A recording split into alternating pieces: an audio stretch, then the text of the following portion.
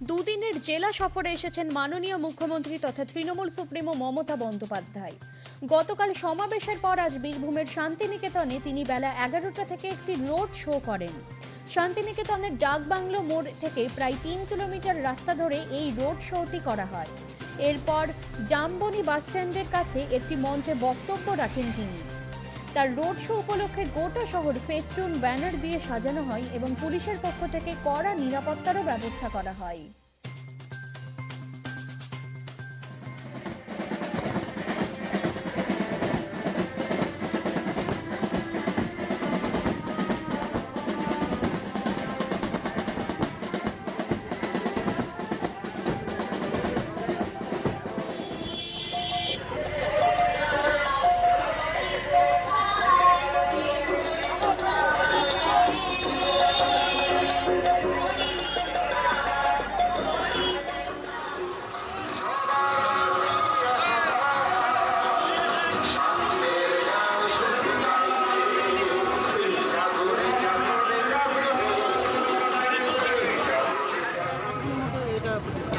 আমাদের প্রস্তুতি শেষ পর্বে আমরা রেডি হয়ে আছি।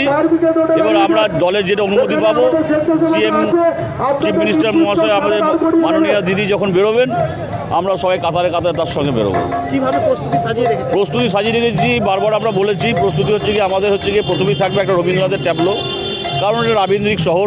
রবীন্দ্রনাথকে ছাড়া আমরা কোনো কিছু কল্পনা করতে পারি না। সেখানে রবীন্দ্রনাথের রবীন্দ্রসঙ্গীত বাজিয়ে বাজিয়ে আমরা ওখানে যাবে। 3টে ট্যাবলো আছে রবীন্দ্রনাথের।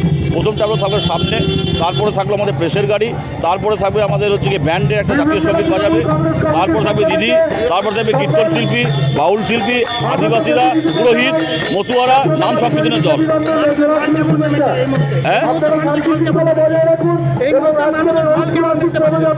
আমাদের টার্গেট 2 থেকে 2.5 লক্ষ লোক হবে বোলপুরে।